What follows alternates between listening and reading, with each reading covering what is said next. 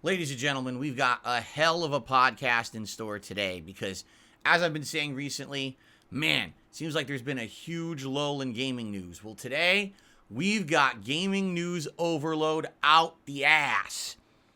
Of course, it's all culminating with a very special DLC announcement that we've all been waiting for about 2 years. So, get ready for gaming news euphoria on today's episode of the Level 1 Podcast.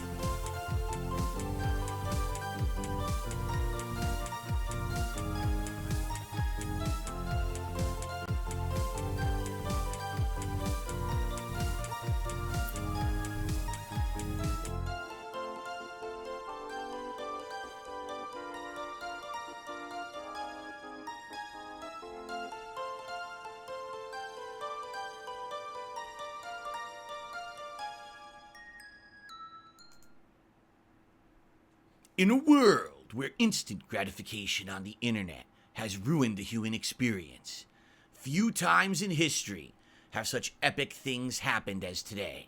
The Big Bang creating all of existence as we know it, the Ice Age wiping out the dinosaurs, the invention of the internet completely spoiling all of us, and of course, Taylor Swift ruining the NFL for everyone. But now, on June 21st, it happens again. Elden Ringers, rejoice. Raise your arms in the form of the sphere, because the shadow of the Erd Tree cometh. What is up, everybody? Welcome to the show. Today is Wednesday, the 21st of... I can't even concentrate. The 21st of February, 2024. This is the Level 1 Podcast. And today, we have gaming news to talk about, which is what we've been waiting for quite some time. Like I said, the last few weeks have been a big lull in gaming news and not much going on. And it's kind of weird because you're like, isn't this the time of year when a lot of gaming news starts hitting and everything? So it all happened today. Don't ask me why everyone saved their announcements for February 21st. But when you have days like today, you basically don't need E3, right? Like, I think we know why E3 doesn't exist anymore, because it's been proven time and time again that everyone could just release their announcements digitally. And then when someone does something exciting, all the other companies are like, oh, today should also be the day that we all dump our stuff. It's like E3 light. And they do this a bunch of times a year usually. For some reason, today was that day. So we had announcements from Xbox, with games that are going cross-platform. We had completely shocking announcements of games that have been gone for ages and now getting modern remakes, which blew me away. And of course, it all culminated with the big announcement of the Elden Ring Shadow of the Erd Tree DLC. Yes, I'll be talking about all of these topics on today's Level 1 Podcast. As you can see, I have become equipped and ready for this. So prepare your butts for today's news extravaganza. It's like the cornucopia horn has opened up and just fruits and berries are popping everywhere of good gaming goodness. So, get ready to gorge. It's time to gorge. It's about time. We've all been skinny and emaciated with no news, and now we finally have all this news. So I hope that it's going to be exciting. What I did is I narrowed it down to the things that I felt were the most interesting, and those will be the ones that we talk about. But hopefully, if there's anything that I missed or you feel is notable, you'll talk about it as well. All right, so here we go. First of all, this is my last streaming day of the week, and so tomorrow will be my day off. Next week is a little bit of a different week for me because next week is a shorter streaming week because I want to be here for the release of Final Fantasy VII Rebirth, which is Thursday the 29th of February. And since Thursday is usually my day off, it wouldn't make sense to have a Thursday off next week, right? So we got to change the schedule around. So yes, next week, a 5-day streaming week with Thursday being my day off. And then after that, we get back to hopefully the regular schedule of it being every Thursday. Okay, just so you guys know up front. So what happened yesterday? Let's talk then about the schedule for the week. Let's get this out of the way. And then we'll get to our gaming news spectacular here on the show. So, yesterday was a great streaming day overall. Started off with a more chill podcast where we kind of discussed some varying feedback that I've been getting, because some people have been saying, man, we really like how much when you do these talking segments or interactive segments with us, and others are like, shorten the podcast. And I'm like, so you like the talking segments with the interaction, you mean the podcast, but then others are saying shorten the podcast. So we talked about that yesterday. In addition to that, some various news, Q&A. Did we do suggestion box yesterday? I think we might have done like one, I'm not sure. But yesterday we jumped back into Baldur's Gate 3, and I would say yesterday's Baldur's Gate 3 stream was really, really good, because we finally got answers in the plot to these burning questions that have been happening over the course of the playthrough. And it's funny because some of the predictions that I had at the beginning of the playthrough were actually dead on correct, but not really. And it's hard to explain without spoiling. I don't want to spoil for those who aren't playing the game or watching the playthrough yet, so I won't. But yeah, we had giant plot dumps yesterday, and then we arrived on the outskirts of Baldur's Gate, which is I think it's a city called Rivington. And it's really neat because up until this point, for the last 40, 50 hours of this playthrough, we have basically been doing really difficult dungeon crawling, a really difficult part, well, not difficult, but a challenging part of the game with the shadow stuff going on, so you can't really fully explore. No real fantasy towns or anything like that. Nothing typical of a fantasy RPG. Literally, the game became a fantasy RPG yesterday. And I was like, oh, that's really cool. I'm really enjoying that now, because this is kind of what you expect in an RPG like this, and we haven't even gotten it yet, and now we are. We're exploring this more medieval town. There's all kinds of interesting plot elements going on, investigations into a mystery on one end, exploring a circus on the other end, and oh, this is neat. I had a great time with the game yesterday. I really did. That's the kind of stuff that holds up and feels good. I think we had one fight the entire stream, but it didn't matter because so much interesting stuff was going on. There was even a really cool twist literally at the last moment of the stream, and I was like, oh, that was a really interesting twist too, to get some interaction between your character and another main character in the plot had never interacted before. So good stuff. Check out the streams from yesterday, or the videos from yesterday if you didn't yet. It actually was one of the better streams of the game in my opinion when it comes to narrative building and things like that. Last night we literally just hung out for 2 hours because I had an open stream, because we didn't know, we had originally had planned that my wife and I were gonna do co-op in the Dondoko Island simulation mode of Like a Dragon Infinite Wealth, and we knew that it takes a while to beat. At a minimum, usually it's around 10 hours. A lot of people take 15 because it depends on how you do it. And we were planning on doing it all. We had done 2 streams already for about 4.5 hours and hit the 3-star resort level.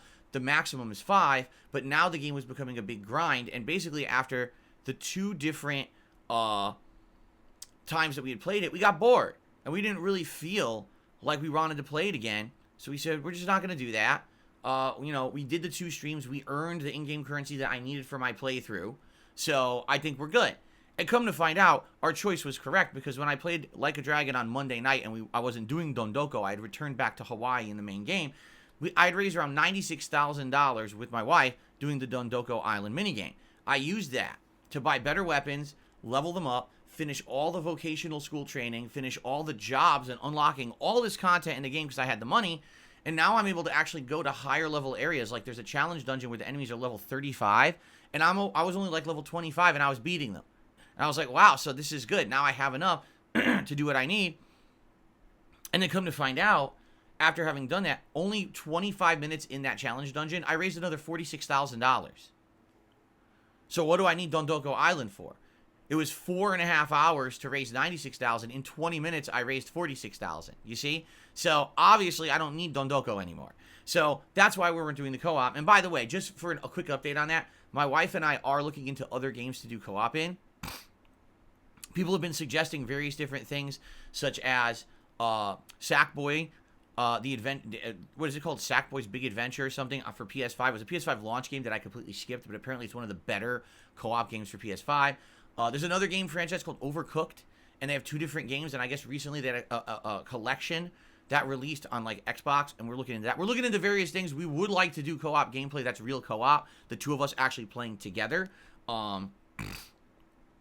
So we are looking into that, and my wife has already said that she might eventually come in here and just be a guest commentator for a night stream or 2 of Like a Dragon when I play it. Because, she likes the franchise. She's played the game. She could sit here and kind of co-commentate with me and have a good time just as a guest. It wouldn't be co-op gameplay. It would be co-commentary, okay? So that is what we're looking for. And we're working on that, and I'll have updates on that soon, just not yet. Like, next week, there's no chance. Next week is already a shortened streaming week of only 5 days. We wouldn't have been doing it then anyway, all right? But we'll look into this for the future. Maybe the next few weeks we'll determine if we can do something, okay? So, with Dondoko Island off the table, I had a whole free stream last night. And you guys, we talked about it for about 2 days, and you couldn't really decide on what you wanted. So I said, what the hell, we'll just do a poll. And people voted that they just wanted to chill. We just want a chill session with Phil. You used to do those sessions back on Twitch. You haven't done one of these in ages. Can we just hang out with you? And I said, sure, if that's what you want. If you just want to hang out, I'm down to just hang out. If that's really what we want to do. So that's what we did. We just hung out, and it was fun, I would say. We had a bunch of conversation, a lot of, tons of Q&A. We actually discussed various different topics, even hashed out a little bit more of the idea of me doing political content maybe later in the year and how it would go down. So those 2 hours of discussion and just chill hangout are live on the channel. Didn't do great views wise, which I didn't expect them to. Like, usually I don't expect me just talking about random topics to really do that well. Give it a look if you're interested. I believe there's timestamps on them now, so you can take a look at the description. I should say this too. OP Boone basically uses AI to generate timestamps for any of my vlogging style videos. So if you give it like a day after a vlog comes out, and then you go to the vlog and its description, usually you'll see all timestamps of all the topics in it. So you could just jump right to the topic you're interested in. Okay. So there you go. Anyway, so that was last night. It went well. Chill fun. Actually, some people supported it in a pretty good way. I was like, wow, thank you. So no complaints, and now we move on with gameplay moving forward because we got a pretty busy schedule, okay? All right, so today, obviously, we've got the podcast, tons of game news to talk about. After that, we jump back into Baldur's Gate 3. We continue to explore Rivington, and I think we're very close, actually, to the next area. I don't know if that's actually Baldur's Gate or a new area, but we have already done a plot element where we have, like, a pass that we can go through a gate to the next area and stuff like that. So more of that today. I'm excited to see where the game goes. Tonight, more Like a Dragon Infinite Wealth on the late stream, 6:45 p.m. Pacific time. And that's exciting because now we've done the Dondoko grinding. We've bought all the items to level up. We've unlocked all the vocations. We've unlocked all the jobs. Now, we're going to focus on major side content missions that have been unlocked and I've ignored for 2 weeks. And then maybe some story elements as well. We'll see. But all good story and fun stuff tonight. No more grinding, no more busy work nonsense. It's all going to be good progress and interesting stuff tonight. So if you've been staying away from Like a Dragon because you weren't interested in the grind, come on back tonight. You're going to have a good time. Okay?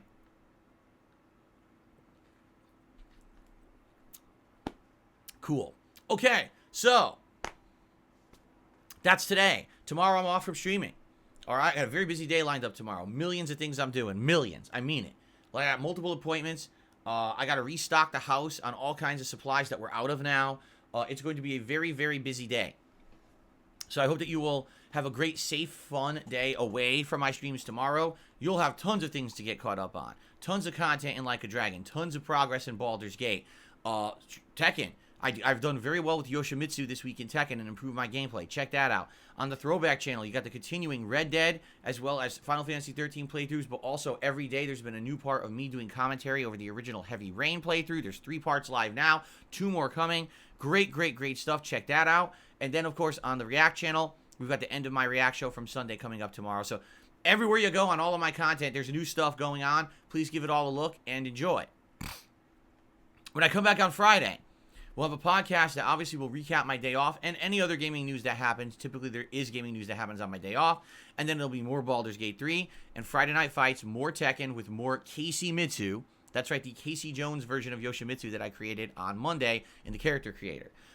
Saturday, more Baldur's Gate 3 and Like a Dragon. Sunday, React Day, where all day long will be me reacting my typical DSP versus the Internet clip show on DSP Reacts on the first stream, and then another retro replay late night react stream on DSP Throwback. And FYI, the poll is continuing to be voted on what we will be reacting to on Sunday. And what I'd like to do is give you an update on that by refreshing the page and reading out the results. Please keep voting. If you have not voted yet on this poll, over 400 people have, but the more the merrier. And this poll will be running all the way till Sunday. This is on the main channel page of DSP Throwback, youtube.com/@DSP Throwback. On the community tab, it's the latest post there. So please vote. Here are your results so far. Red Dead Redemption 1, 8%. Dark Souls 1, 21%. Heavy Rain, 42%. Bully from 2013, my original run of the game, 29%. So right now it's between Heavy Rain and Bully. But again, each vote is around 1% of the vote is like 4 votes. And since this can be flipped by about 10%, if like 40 people vote, the whole poll can be changed. So, and by the way, I should say this as well. You can change your voting on YouTube. So let's say, for example, you had voted for Red Dead Redemption 1, but now you look at the poll, you're like, oh crap, there's no way that Red Dead's winning. I want to change my vote. You can. On YouTube, I'm pretty sure you can go back and re-vote and change your vote. At least you could at one point. I don't know if you still can, but I know people were always telling me they could do that. So give it a look, and I'm excited for whatever that becomes on Sunday.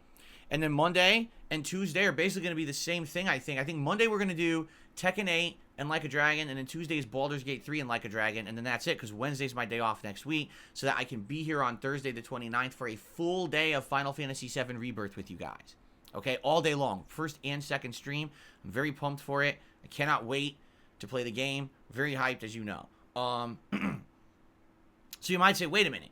You had Baldur's Gate yesterday, Baldur's Gate today, Baldur's Gate Friday, Baldur's Gate Saturday, Baldur's Gate Tuesday. That's a lot of Baldur. I know. You get your full of Baldur. The Baldarians are going crazy. They're all shaking their 20-sided dice in anticipation for this next week. So you're saying, well, why so much Baldur's Gate? Because we have invested so much time into this game. Are you aware how many parts Baldur's Gate 3 has right now? Because I'm not.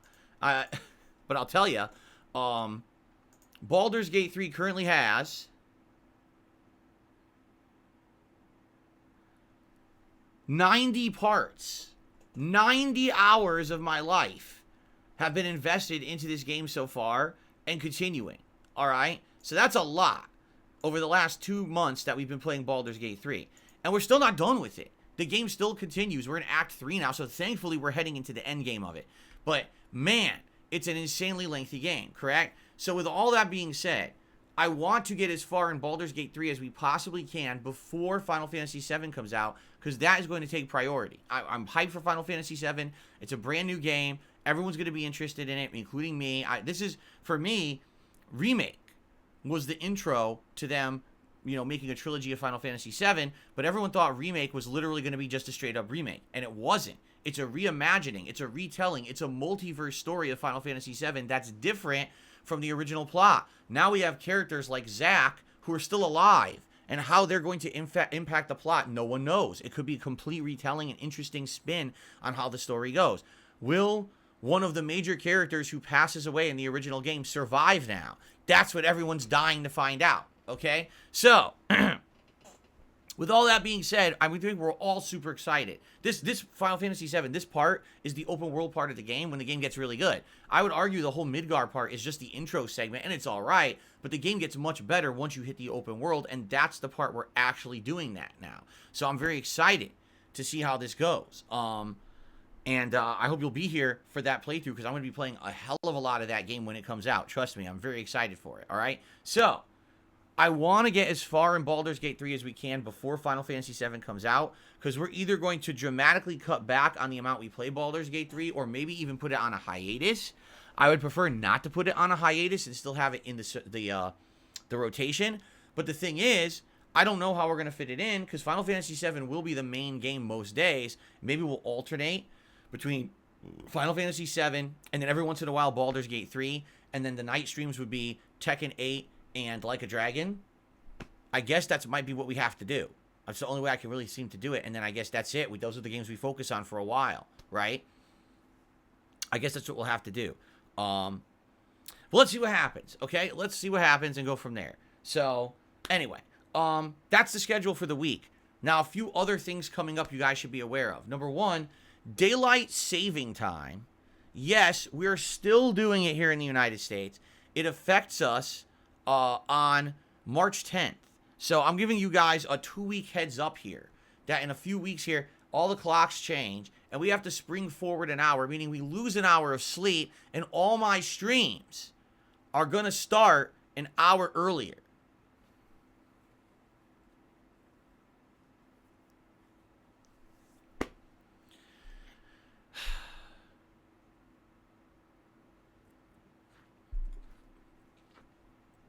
I hate it.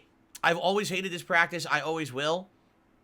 They keep trying to outlaw it, and they can't do it because they're idiots. Like, we have government that's so ineffective in the United States, they can't do anything. They can't do the simplest task. This is a win that everyone would enjoy, getting rid of daylight saving time, but they just can't seem to do it. They're just completely worthless. They sit on their hands with their thumbs up their butts, and they do nothing. So, yes, all my streams will be an hour earlier starting March 10th, just to give you guys the forewarning. Will there be other games coming up in March that I'm playing? Yes. I'm interested in Rise of the Ronin. I'm interested in Dragon's Dogma 2. And per today's announcements, which we're going to get to in just a moment, the gaming news is huge today, we're going to have other games as well. All right? So it's going to be an exciting month of gaming. Unlike the last 2 months, we're really not that much going on. We've got a lot of exciting things going on in gaming in the next month. So I'm pumped for that, and I hope that you guys are too. So new stuff coming, and then the next big event for me is actually going to be my birthday event held the first week of April, where we're going to have a birthday marathon. Whether or not it'll be on my actual birthday, I'm not sure this year. I think it could be. Like, my birthday, I believe, falls on a Saturday this year. Let me double check that. Yeah, my birthday falls on a Saturday this year. So potentially we could do my birthday marathon actually on my birthday and just have a day of fun celebration. And what will we do? I don't even know. What do you want to do, right? We'll decorate the room for that day. I'll have some birthday decorations and probably have a cake. I mean, my wife will probably make me some kind of a cake. And we'll probably do some fun stuff together, but I don't know exactly what we'll be doing. We'll have to figure it out, okay? So, that's coming up. That's the next big event, marathon event, I should say. That's going to happen here on the channel, so plan for that, okay? On or around April 6th, which is my birthday. Fair enough? Okay. Can you send me birthday gifts? Well, if you wanted to come to the stream and hang out with me, that's a nice gift. If you contribute to that stream, that's a nice gift. If you were talking physically sending me presents in the mail, no. I do not just accept willy-nilly things in the mail without screening them first, just because over the years I've had some really malicious stuff happen to me and my family, really gross stuff. I'm not even going to tell you. So because of that, anything that shows up to this house that I don't know what it is goes directly into the trash. And I can't tell you, probably dozens of packages over the years, they show up. I don't know what the fuck this is. Do you know what this is, honey? No? All right. Right in the trash. Done. Don't deal with it. Okay? So if you're interested, you want to talk to me about it, email me. We'll talk behind the scenes. If anyone's interested ever in, like, oh, I want to donate something to you for your birthday, you know, help the business or something, contact me behind the scenes. We'll talk it out, and we'll go from there, okay? But I would say just come hang out on the stream with me that day, right? That's what it's all about. Okay, so that's everything going on in the schedule for the next, you know, month or so, roughly. I'm excited. You're excited, I'm sure. But ladies and gentlemen, it is time for my favorite segment, your favorite segment, everyone's favorite segment right here on the Level 1 Podcast. It is time for DSP News.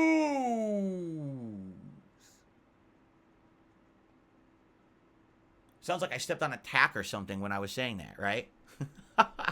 Anyway, folks, it is time for DSP News. I think I'll change the color of the logo. We haven't changed the color of this logo in a while.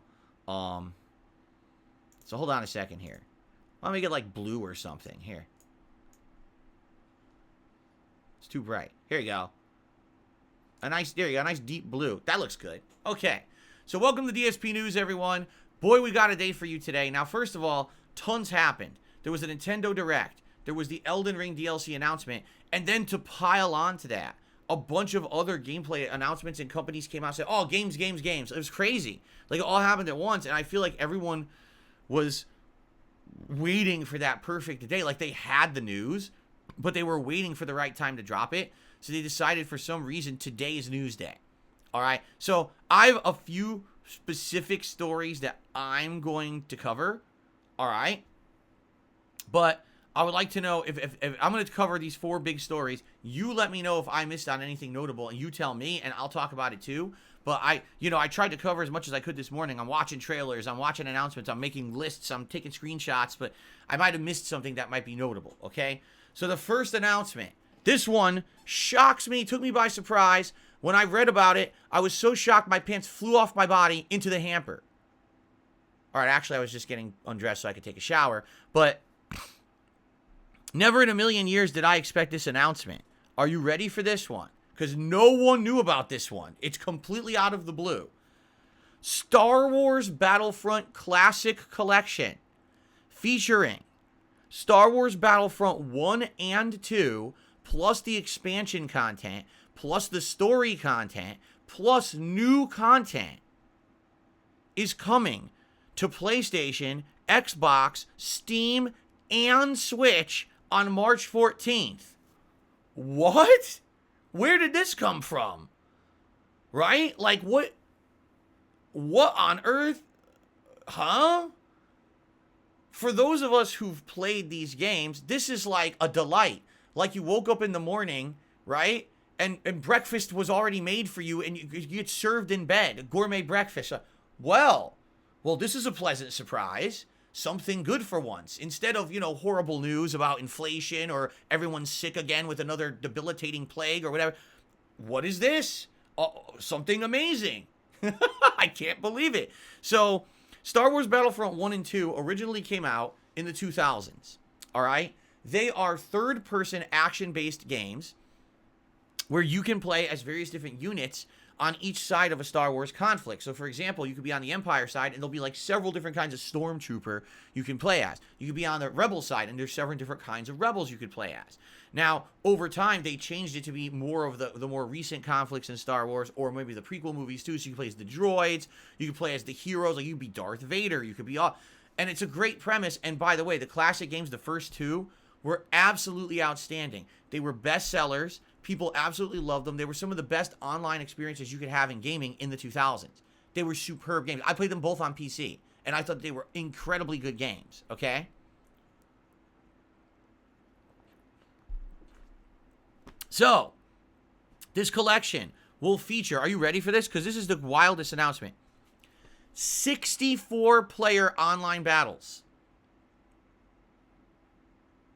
And it's the original games. This is not, they remade them and it's a new version. It's the original games brought back with 64-player online competitive matches, all the gameplay elements you loved from the 2000s, and they're adding in new heroes from modern Star Wars, supposedly. So there's going to be new heroes you can play as well. So if you're not aware, again, this is such a huge announcement because they tried to make Battlefront again, right? The last decade, they tried twice, and each time they failed. They never recaptured the classic feeling of the original Battlefront games. It always felt like it was a cheap knockoff that wasn't as good, wasn't as it was more flimsy, right? It didn't feel like it was solid. It didn't have that solid base to it.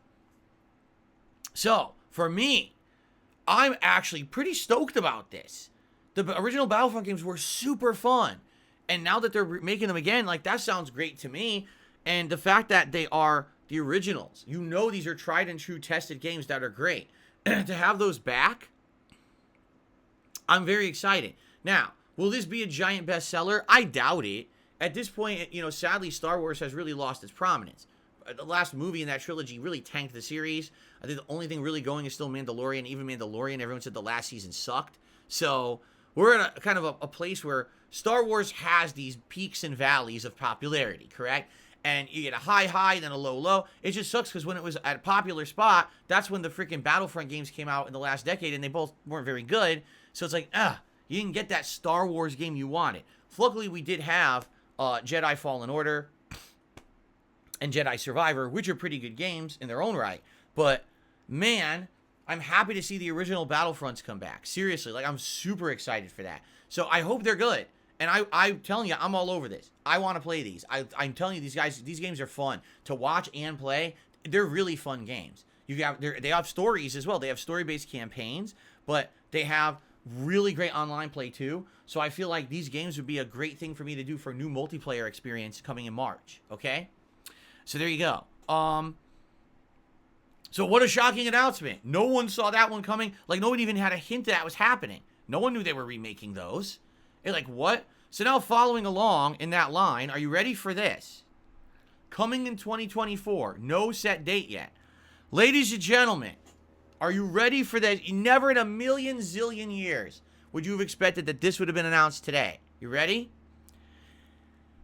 Epic Mickey is getting a remake called Rebrushed.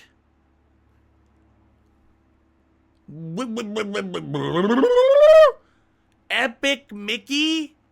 Yes, Epic fucking Mickey.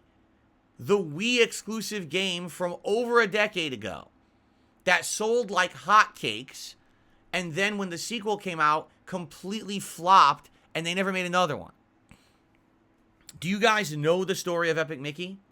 If you don't, it's one of the most infamous games from my early days as a YouTuber. Shall I tell you the story?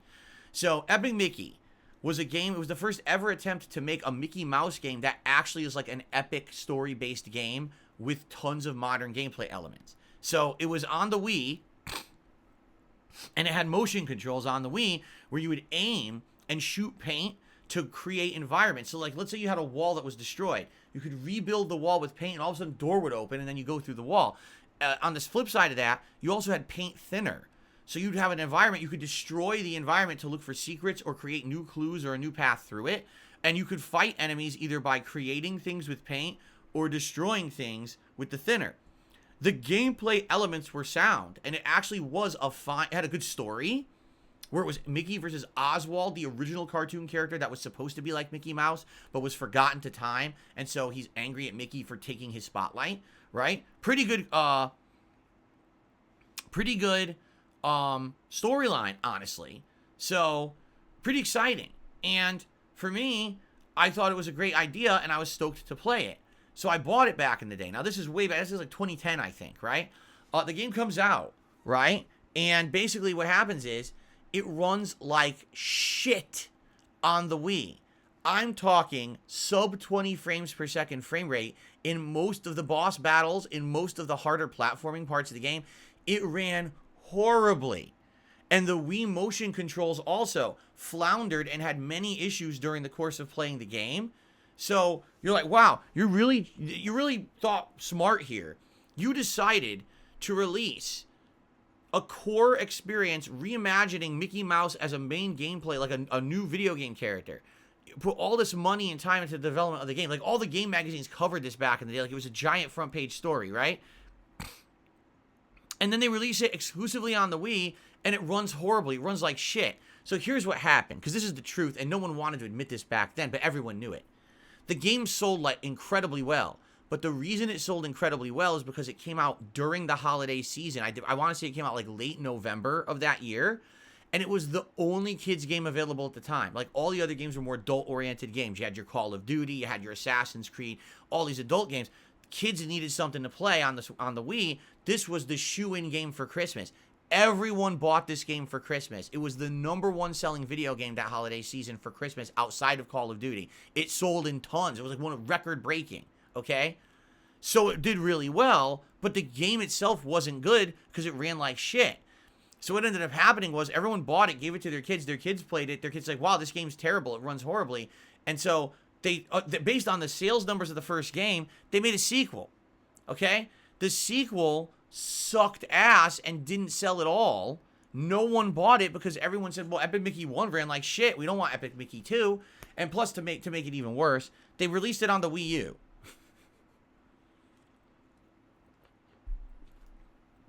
Like, it's not a bad enough idea to make a sequel to a game that ran like shit on the Wii. They made it a Wii U game. I think it was cross-platform too, but I think I had it on Wii U. If I remember correctly, I can't even remember, but basically it flopped horribly. No one cared about it.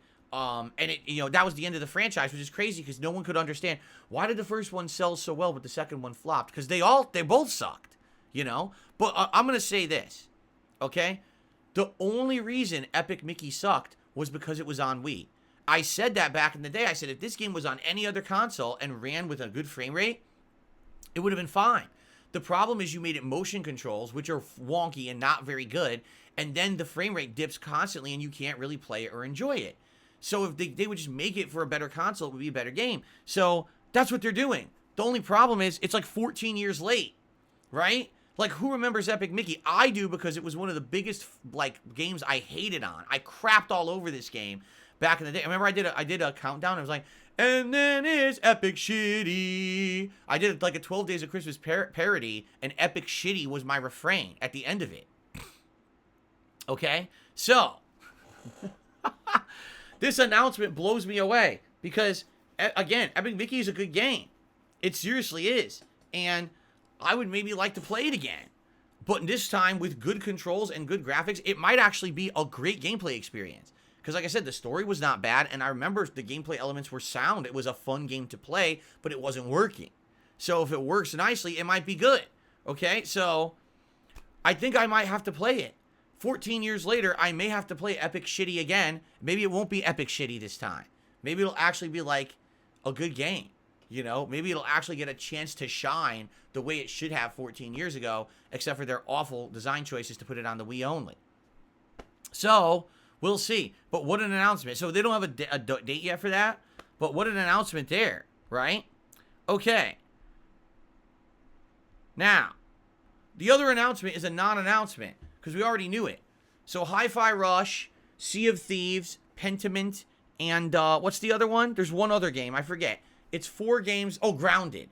Those 4 games are now going to go cross-platform and will be available for other platforms very soon. In fact, Hi-Fi Rush is on March 18th.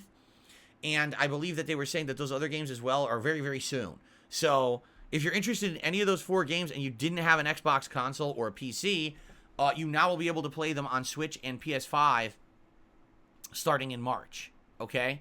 So that was the announcement that everyone created rumors about and lied and said, oh, it means that the Xbox is going full third party, and it was a complete lie. It's not happening, so you don't have to worry about that.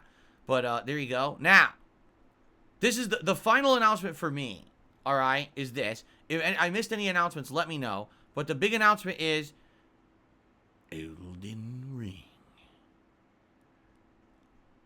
Ladies and gentlemen, Elden Ringers rejoice, because on June 21st, we return to the world of corruption, a world of civil war. Raise your arms in anticipation and form the sphere of pain. Clench your butt cheeks and spread them wide, because it's time to get reamed up the butt once more by Elden Ring's DLC, The Shadow of the Erdtree. That's right. Oh my god. People go so insane for this stuff. It's hilarious. So, it's June 21st. Okay? The trailer has hit the internet. It's 3 minutes long. Of course, it's the most viewed thing in gaming today. I only got a chance to watch it about 27, 28 times before I got on the podcast today. So, I may not be as well versed in the lore as others. Okay? Who watched it several hundred times. Of course, I jest here, but it's hilarious.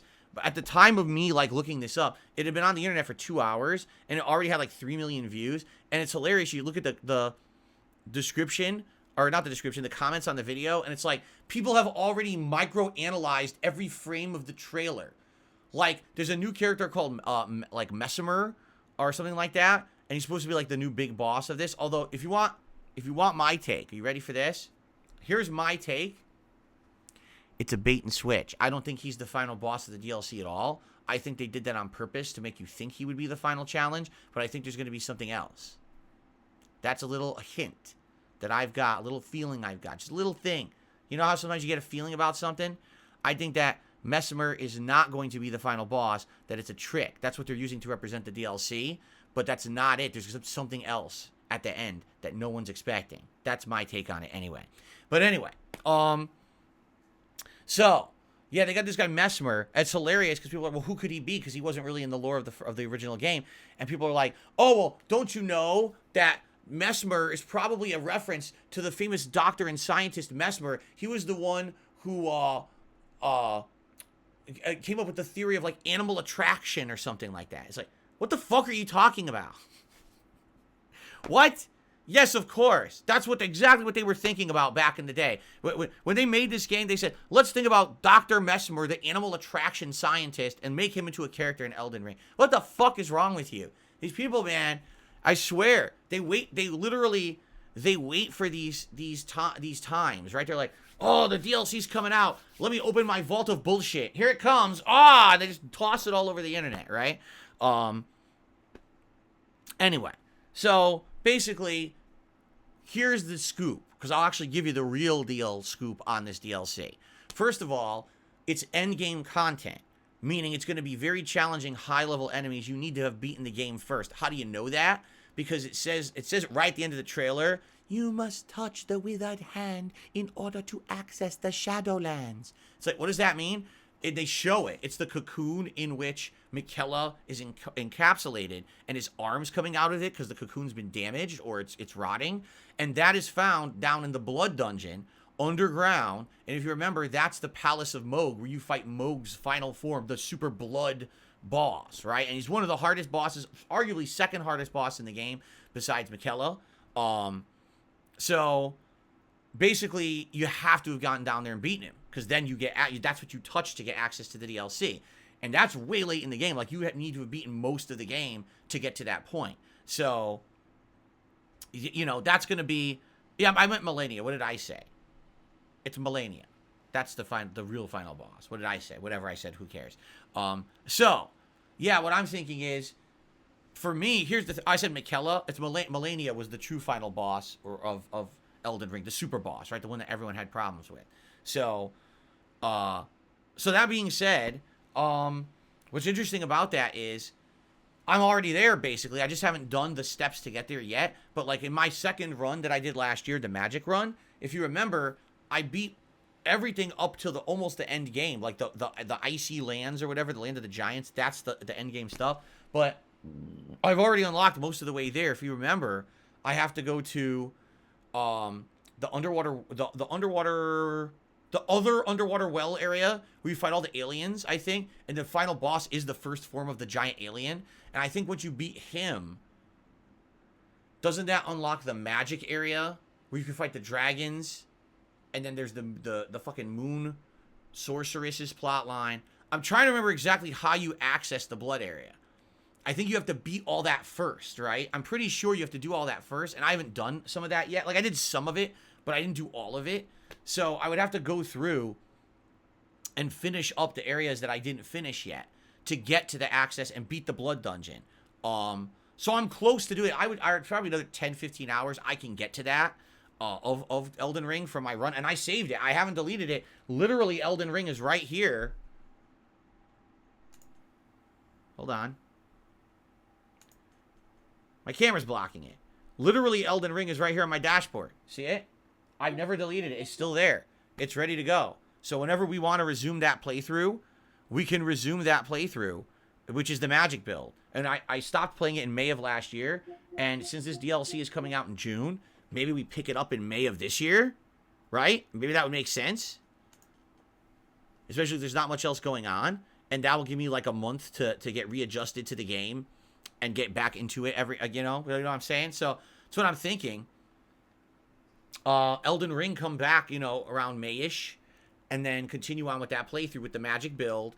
We'll go to the land of blood, you know. I forget exactly how to access it, but there's definitely challenging dungeons and things underground you have to do to get there. But that's what we'll do. We'll go down there and we'll continue on and go from there. So that's my take. I'm thinking that would be a good time to pick it back up and then get to the point where we know the DLC will be, so I can just continue with the DLC the day it drops. Okay? Now, they show all kinds of stuff in this trailer. If you want to see me fully react to this trailer, here's what I recommend. I have a react show every Sunday. Someone submit it. Whether you're an Ultra member or even it's just a regular submissions level member, submit it for the show on Sunday. I would love to do a full react to the 3-minute trailer for Elden Ring Shadow of the Erd Tree, but I'm not going to do it on the show today.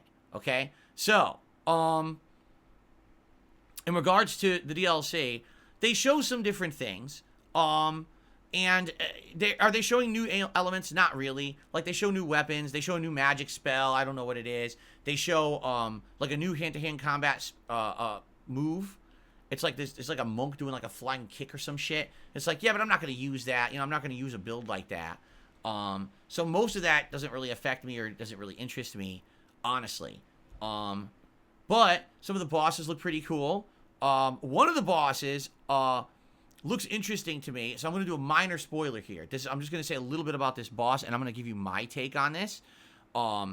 There's a boss that looks to me like a Chinese lion. You know how in Chinese culture, they dress up as a lion? It's usually a 2 or 3 person outfit, and it almost looks like a snake, but has a big golden head, and they dance around in it. It's like a ceremonial lion. One of the bosses looks like that, and apparently has like lightning ability, because it shows like lightning coming down. And I'm theorizing in my head, I'm like, again, it's a bait and switch. I guarantee you it is. Because if you know the Chinese lion lore, it's not one person. It's always more than one person in the outfit. So how much you want to bet you start off fighting that guy, and that's phase 1. And when you beat phase 1, then it breaks into multiple. How much you want to bet it's a boss that breaks into multiple fights, right? Multiple people to fight at the same time. I almost guarantee you that's what's going to happen.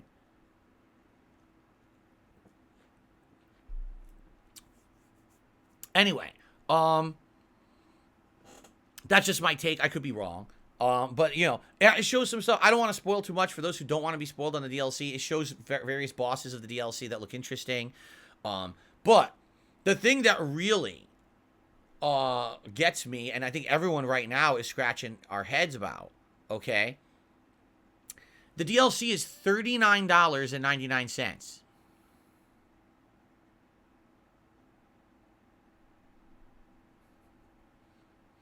It's the most expensive DLC FromSoft has ever sold. Okay? So, that being said, with that price tag on it, right? You have to believe it's going to be incredibly long. If the main game was $70 and was 80 to 100 hours long, obviously you would expect that a DLC that's $40 is going to probably be around 40 hours long. Now, you could be wrong. Maybe they're going to rip everybody off. Maybe because they took 2 years to make it, and they've decided to beat it, to blow it up as much as they have, you know, hype it up this much. Maybe they're just going to rip everybody off and overcharge. I don't know. But I'll tell you this. If you buy that sucker and you beat it in 10 hours, people are going to be pissed as shit. Like, are you out of your fucking minds? You charge just $40 for 10 hours of content, right? And that's the thing. Like, typical DLCs for FromSoft games clock in around 10 hours long. Right? Take a look at the expansions for Dark Souls 2 or Dark Souls 3. They're not that lengthy. They're good, but they're not that lengthy. Typically, they've gone for around 20 bucks.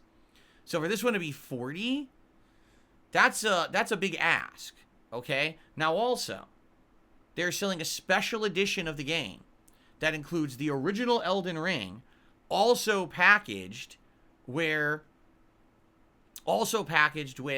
the DLC, and that's going to sell for $79.99. Okay? So, that's $80 for the complete package of Elden Ring. But the weird part about that is, you can buy Elden Ring for like 10 bucks, $5. You can find discs of it everywhere online for cheap. You know what I mean? So, essentially, they're overinflating the value of the original game back to $40 just because you need the original game to access the DLC. And I don't know if I agree with that. I do feel like that's kind of a dirty trick. You know, if you're someone who played the original, good for you. You could just easily you go right back to the spot to access the DLC for free. But what about people who maybe now I'm jumping on? So now I got to pay $80 to play the full game? Why? The original game is supposed to be like $5-10 bucks. And then if I bought the DLC, so this should be 35 bucks. You know what I'm saying? So what they're doing, they are monstrously inflating the value. In fact, I'm just curious. How much is it now? How do I go to the page for it? I don't know how you see it on PS5. Darn. Because I wanted to look at information, is it? No. I was curious how much they're selling it for on PSN right now. Right?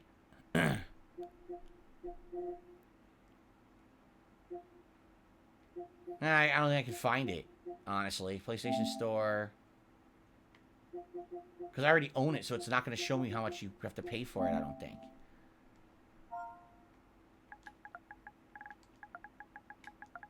So here, Elden Ring.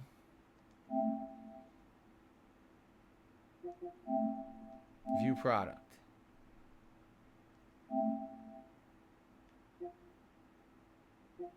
It won't show me. Yeah, because I already own it. It won't show me how much it costs. Which sucks because I would have liked to see. I can tell you this: they already put them on here. It's already here. Holy shit! Yeah. So, Shadow of the Erdtree Edition is $79.99, and they have a Shadow of the Erdtree Deluxe Edition, which also includes a digital art book and OST. That's it. It's just a digital art book and OST, and it's fucking $20 more. That's just crazy. It's already there. The trailer came out like 5 hours ago. It's already fucking here. So anyway, yeah. So there you have it. I don't know how much they're. Maybe they're going to charge $40 again. Maybe they reinflated the cost of Elden Ring because I know it wasn't $40. Last time I checked, that thing was going for real cheap. And now it sounds like they're reinflating the value of the game again for no good reason besides they want extra money because the DLC's coming out. There are collector's editions as well. I saw one that has an actual statue of Mesmer the Impaler, right? And someone in chat was saying there's another higher end edition that has a fucking a helmet or something. A helmet. And that's what I want to do when I play Elden Ring. I want to wear the helmet. All right, but I will say this. In honor of Elden Ring's DLC announcement today, if we hit the $100 tips goal on either of my streams, I will wear the Knight's helmet, the Dumas helmet today, as the hat. There you go. Excuse me. So, yeah, that's a hell of an announcement. So here's the thing. Am I excited for the Shadow of the Erdtree DLC? Yes. Why am I excited? Well, number one, because Elden Ring was a good game. I didn't like it as much as many people did. I do think that the game flops in the last third. I do think it has too much rehashed, reused content, and I think it could have been a better game if it was more curated content, much like they call them the legacy dungeons. I think those are the best parts of the game. Anytime that you're in the open world, and you're going through those really grindy, repetitive dungeons, it's not that fun. And the whole last third of the game where you're in the frozen lands of the giants, it sucks. That's not good at all. But the best parts of the game, again, are the legacy dungeons that were curated to be challenging and fun and interesting. If the whole game was that, it would have been a better game, in my opinion. Okay? But still love the game. Played through the entirety of it the first time, did all the content. Second run was going well until we kind of got wrapped up in doing many, many other things. And it's going to be fun to go back into that world for sure. Okay?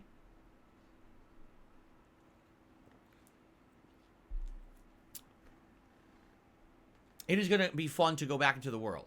And it'll be fun for the build-up, right? Like in May, if I start playing Elden Ring again, and we have to finish the magic run, and go back to the underground area and do the whole blood dungeon and fight Moog again with magic this time around, it could be really neat. It'll be interesting to do it from a different perspective. The other cool thing about Elden Ring is that you can respec at any time. So let's say we go into this DLC and the first thing we find is an amazing sword. Well, I'm not using a sword build. I'm using a magic build. We could just go right back to the academy and respec and make a build that works with that. That's the cool thing about Elden Ring. They made it incredibly flexible. And I really enjoy that fact that now I could try various different things. That's cool. So, yeah, I'm very excited for that. And I hope that you will join me for that. Now, if anyone has any other takes or any other ideas, let me know. But that's how I'm feeling. I feel like maybe in May, things will die down a little bit in gaming. Then we go back to Elden Ring. We finish the run. Get ready for the DLC. Play the DLC on June 21st and continue on from there. I am hoping it's worth the $40. If it's 10 hours beatable, that's going to suck, right? Okay.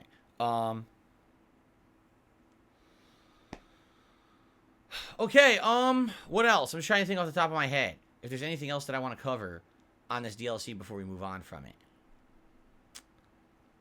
I don't think so. Right? I think we covered all of it.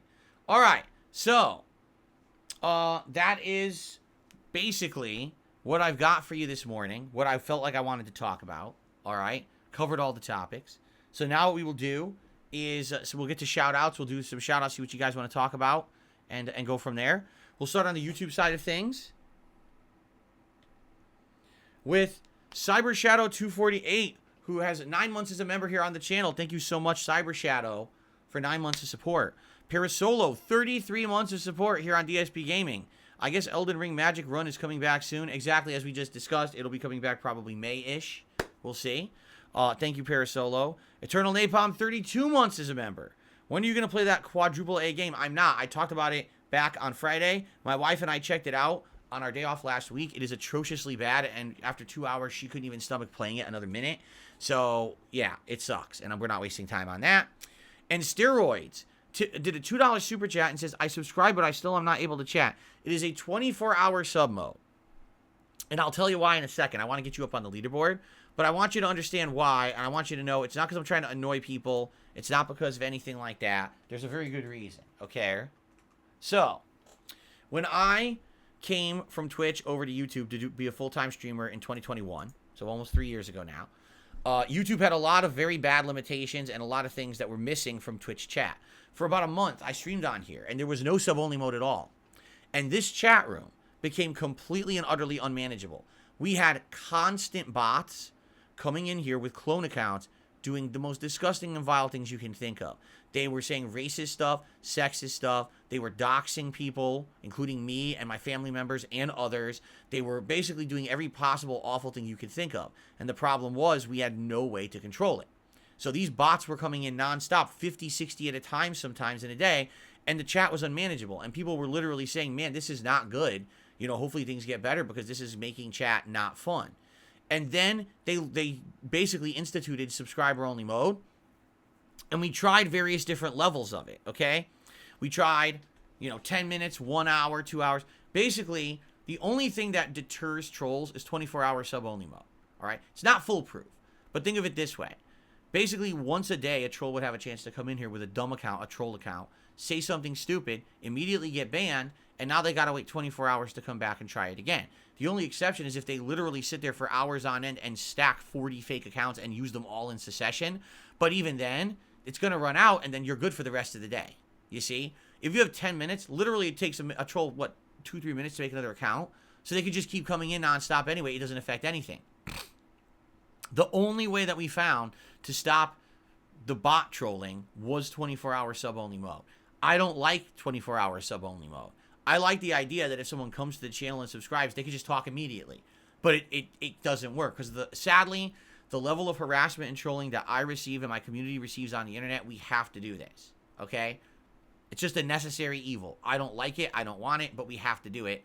I'm sorry. You came in here. You wanted to talk today. You can't. That's unfortunate, and I'm sorry for that. I would love to speak with you right now, but I can't. If I turn it off, immediately you're going to see a flood of bots and assholes come in here and try to ruin it for everybody. The only reason people can even talk in the chat right now intelligently is because of the sub mode. All right? So, sorry about that. And I hope that you'll stick around.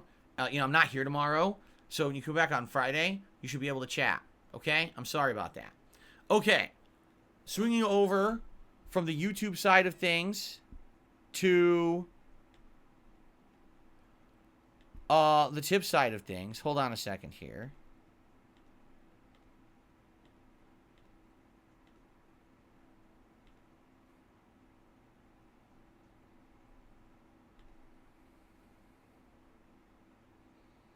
Okay, I think I cleaned that up.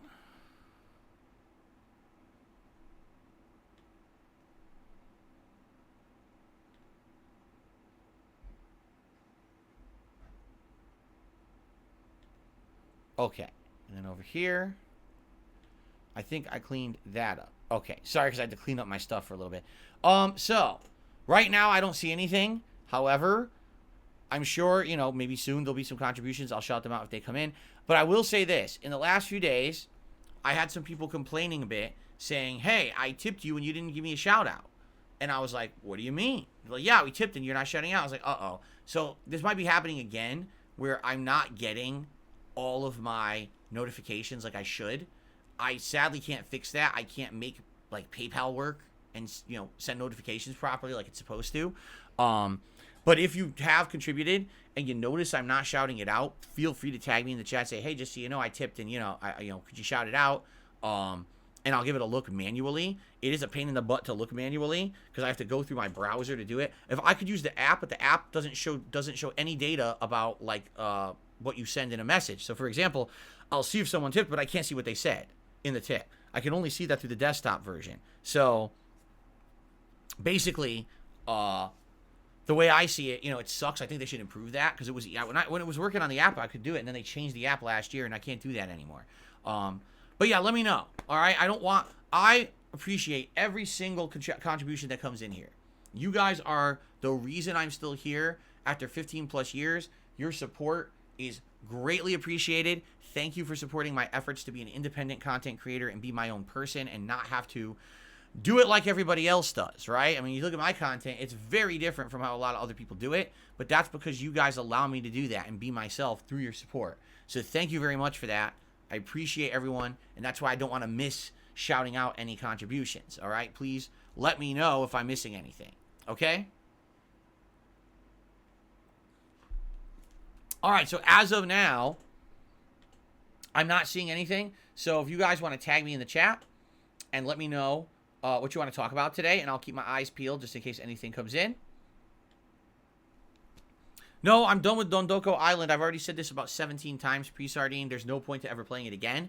The only other things you get from Dondoko are more money and a super attack that's basically overpowered. It's the orbital laser attack from the first Like a Dragon. So I don't need the money. The money I can easily get by grinding in the challenge dungeon, and in the challenge dungeon you also are getting rare items you need for crafting and leveling up and experience, so it makes more sense to do the dungeons instead. So there's really no reason to go back and do Dondoko. We are done with it.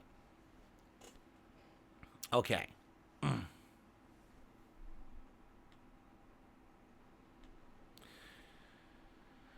672 says, imagine the support you would receive if you switched to Elden Ring today instead of Baldur's Gate 3. I wouldn't get any increase in support because no one would know I'm doing that. I didn't announce that, So, no one knew what the DLC was going to be. So, no, that wouldn't... Actually, I think it would backfire. We do have regulars who show up to hang out and support for Baldur's Gate. And that crowd's been a great, consistent crowd. And I do feel like it would actually backfire. People would be upset if I canceled Baldur's Gate to go back to Elden Ring today.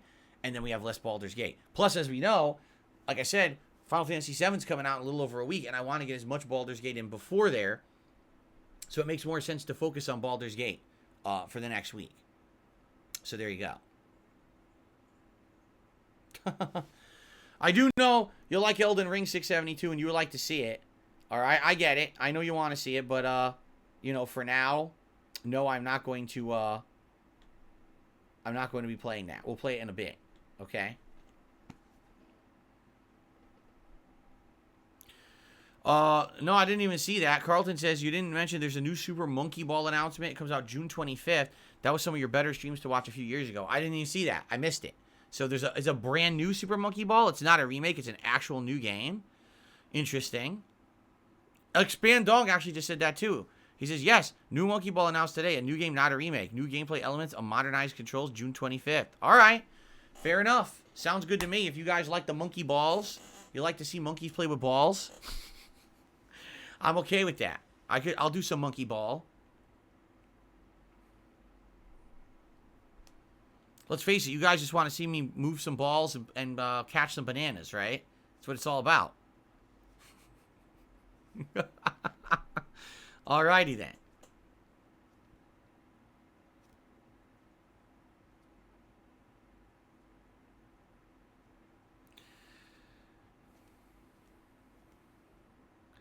Have I seen Sandland gameplay overview? The game is based on a manga by Akira Toriyama. I have not seen the gameplay overview. I've seen the previews of the game, and I know that it's an Akira Toriyama property, but I don't know anything about how the game will play or anything like that, so I don't know if I'm interested in it. Quite frankly, I do feel like this is the year of RPG overload, so maybe, I don't know. I don't know how I feel about that RPG coming out this year. It's too many already, right? Seriously.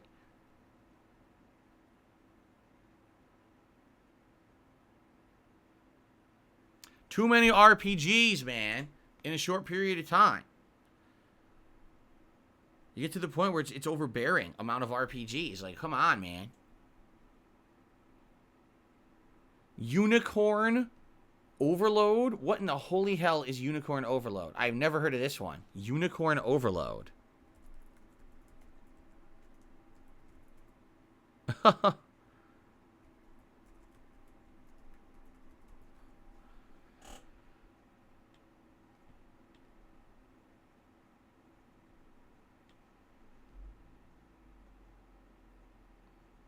I'm going to manually check to see if I'm missing any contributions this morning, because I might be.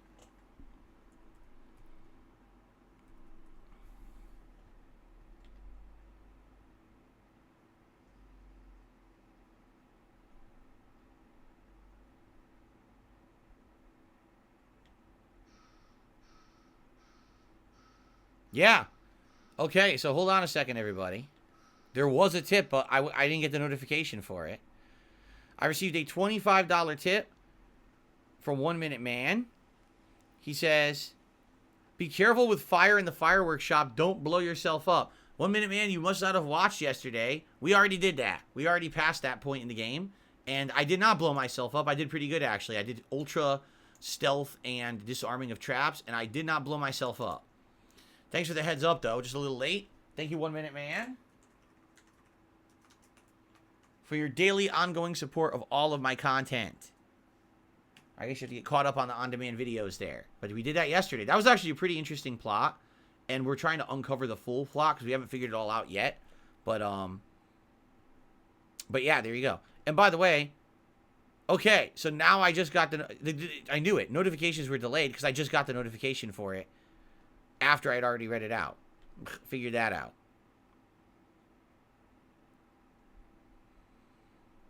Everything's slow today. Everything's moving very slowly, like molasses. So hold on, I'm loading something else. That's taking forever.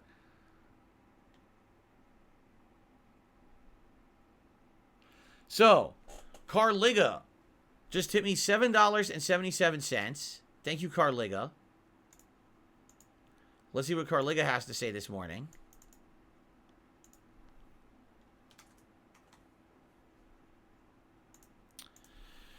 Number 1, please keep Baldur's Gate 3 as a Wednesday-only day stream, then we can watch it on your day off and keep the playthrough ongoing. Number 2, Miyazaki said the DLC will be Limgrave-sized with a poison level and many legacy dungeons. Yes! Many legacy dungeons. You just spoke directly to what I want. So that sounds great to me. Also, he basically confirmed in the interview Bloodborne will most likely get a remake for PS6 instead of a remaster for PS5. Number 3, Hi-Fi Rush and Pentiment are getting limited run physical copies as well. Xbox isn't going fully digital yet. And 4, Battlefront fucking rules. Well, there you go. So Limgrave is the whole first area of the game, which is big. But, honestly, not as big as you would think for $40. But hey, if there's tons of legacy dungeons, that's great. That's exactly what I want. So, that's good news in my opinion. So thank you, Carliga, for the tip.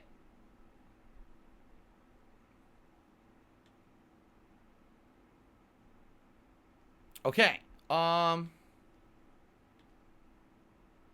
Good. So that, okay, and now that notification for that one came through too.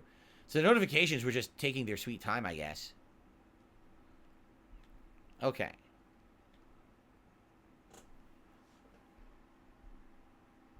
Alright, got that. Delayed notifications. Okay, good. Also, DNA did a super chat and says, whose monkey is getting new balls? I don't know, but your monkeys better keep their hands off my balls. Alright? All you monkeys out there, hands off the balls. Stick to bananas. Thank you for the super chat. Alright. Carlton Jr. says, I honestly cannot believe that they're actually going to remaster Epic Mickey. A big Disney exec recently said they have to have more of a gaming presence, so maybe that's the start of that. Well, you have to understand, this already had to be in the works, right? But, yeah, again, the one problem I had with Epic Mickey was it ran horribly. Absolutely horribly. And it would have been a better game if it was on any other console. So I'm happy now that it'll be no motion controls, right? Standard controls that'll probably work well, and better graphical performance. So that's what we always asked for. So we'll see how it is now, right? Carliga, 33 months as a member. And he says, lucky numbers today, 33 months is going strong. Thank you so much, Carliga. 33 months of support here on the channel. Okay. Expand Dong says, Mother 3 has been announced for Game Boy Advance NSO. Nintendo Switch Online. But only in Japan. All the Nintendo fanboys are getting upset about it and acting like it was a monkey's paw wish. Did you ever emulate it? No, I haven't played it yet. I think we should someday. I think we should play Mother 3 someday. But no, I have not played it yet. Did I see the Borderlands movie trailer? I have not watched the trailer. I saw some of the stills from it. I gave my opinion yesterday. Like, the whole thing about Borderlands is that it's supposed to be a group of ragtag adventurers. Not really adventurers, but like bounty hunters, right? And they come together to try to find what's in the vault. Oh, what's this big treasure in the vault? Right? Because there's all these rumors about what it could be. You have no clue what it is, right? And so they each have unique abilities and backstories, and they come together to be this unpredictable group of co-op players. And you go through killing a bunch of crazy renegades and zany over-the-top humor. But if you play the games, you would see it's supposed to be like young adventurers. Look at the cast they got. Cate Blanchett, Jamie Lee Curtis, Kevin Hart. It's like, is this the fucking, you know, a bunch of grandparents going out to adventure together? And I get it, they want, like, good actors, but that's, like, you completely changed it. Like, why are they all ancient people? Right? It's like, oh, we gotta go get to the vault. Hold on, let me get my walker. We're going to the vault now, boys. Like, what the fuck? They couldn't find a young cast to play the characters? And I'm not saying that they're not gonna do a good job. I'm just saying, they're banking more on star power than they are it being Borderlands. You understand? And I don't like that. Is this Borderlands, or is this a movie with a bunch of stars in it, and you go to see it because the stars are in it, and by the way, it just happens to be Borderlands 2, and how much are they going to change what it is? Like, for example, some people who've seen the trailer are saying it seems very James Gunn-esque, and James Gunn has been hit or miss these days. So do you want every movie to be James Gunn-esque? Does every movie have to be Guardians of the Galaxy, you know? And you know what I saw the number one complaint? Is that they're basically saying, Tiny Tina is supposed to be a 13-year-old girl, right? And she's being played by like a 21-year-old woman in the movie. It's like, why couldn't they just get a child actor to do it, who probably would appreciate getting that role, right? I don't know. I mean, this is infamous in Hollywood. They literally always get actors who are much older to play the younger role, right? Like, they'll probably say Lilith is like 22. It's like, Cate Blanchett is what? How old is she? In her 50s or something? And they're probably going to say that she's like, oh, it's a 22-year-old.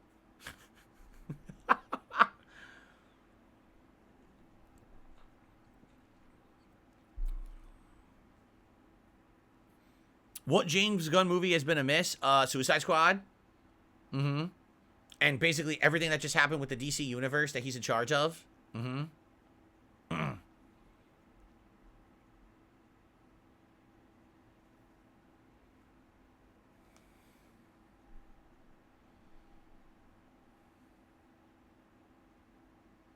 Exactly. 30-year-olds play high school students. Exactly right. So anyway, I don't know about it. I didn't see the trailer, but I'll probably give it a look eventually. Again, maybe something to recommend for DSP versus the Internet this Sunday. You know, the Elden Ring DLC trailer, maybe the trailer for Borderlands. These are good things to watch during the React show and do a live react to, I feel. Maybe I'll save it for then, right? Okay.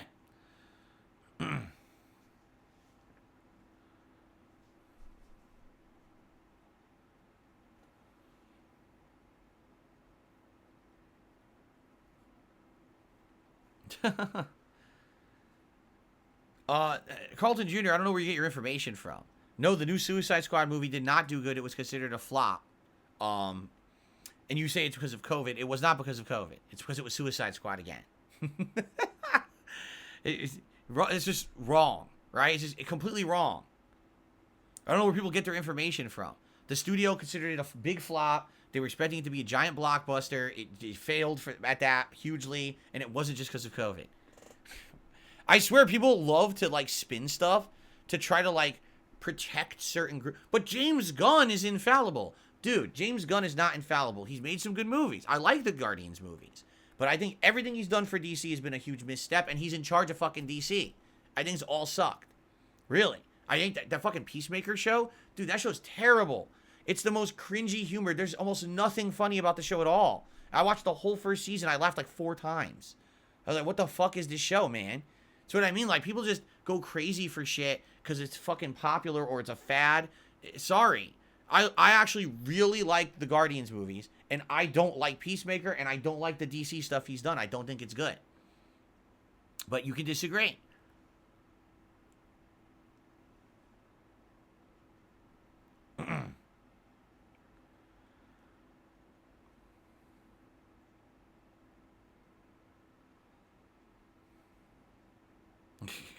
Oh my god.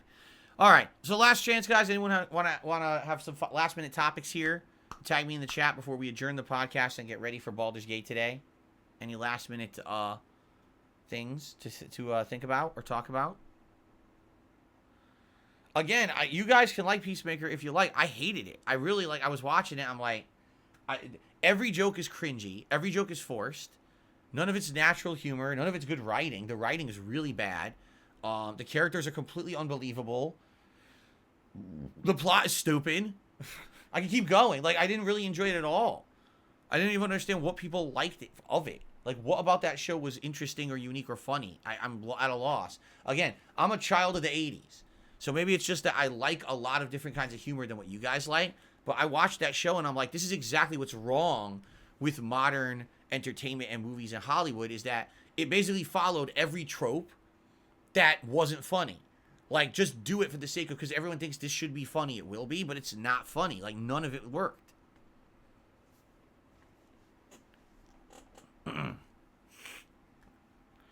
The characterizations were funny. I disagree. I didn't think there was a single character in the show that was really funny. The music didn't even fit. The title screen music where they're dancing didn't even fit the show. Even the dance that they're doing doesn't even look like it's to that song. It looks like it's to a different song. Fight choreography, that was good. I'll give you that. Fight choreography was good, and the overarching plot, like some of the things like Peacemaker has to come to terms with the fact that his dad is a crazy racist who he hates, and they have this epic showdown. That was pretty good. But you could have cut out 90% of the content, and it would have been a better show.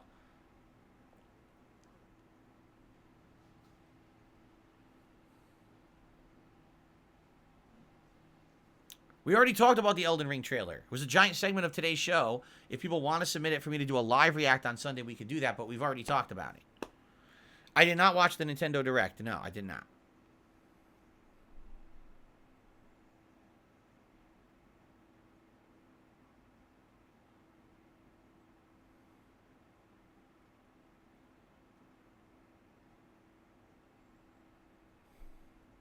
What other gun movie did I see that was bad? I told you. I didn't like Suicide Squad. I didn't like the Peacemaker show.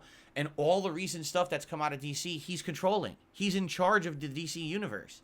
And it's all crap. So, it's him. Ever since he joined DC, it's like crap, crap, crap.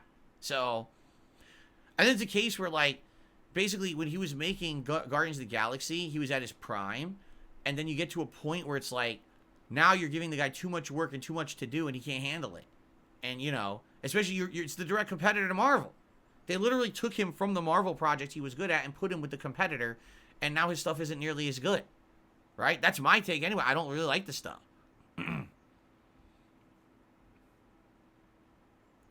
No one ever submitted a clip of the Banana song to my React show. Yes, I watched the Elden Ring DLC trailer.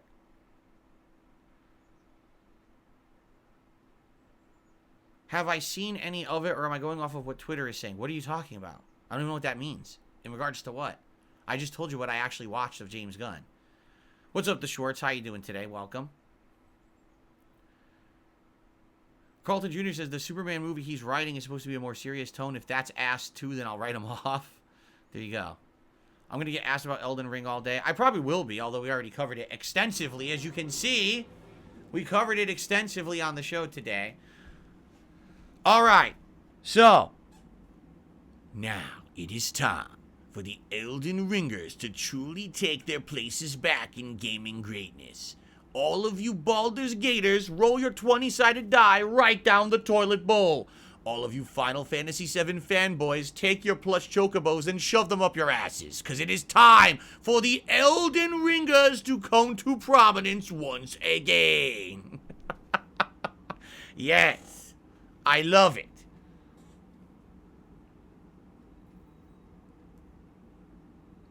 If only I didn't have such pointy elbows, because I can't really do a good ring, because my elbows are so pointy, it always ends up looking like a diamond. I can't really do a ring with my arms, because my elbows always point out. See, I'm not a good Elden Ringer.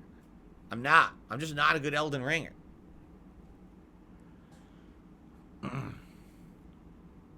There you go. My Ruin found an emote. Look, that's an Elden Ringer emote right there. What is that? Which one is that? It's a person doing this. That actually, there's a friggin' emote of it. Holy crap.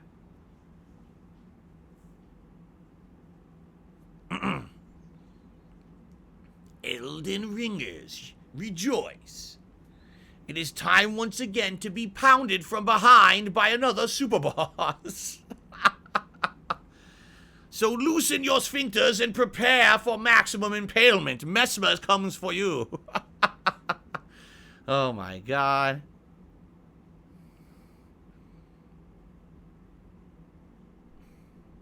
Yeah, everyone's doing it now. I don't know what that emote is, but there you go. It's perfect. The Ringer, Elden Ringer emote.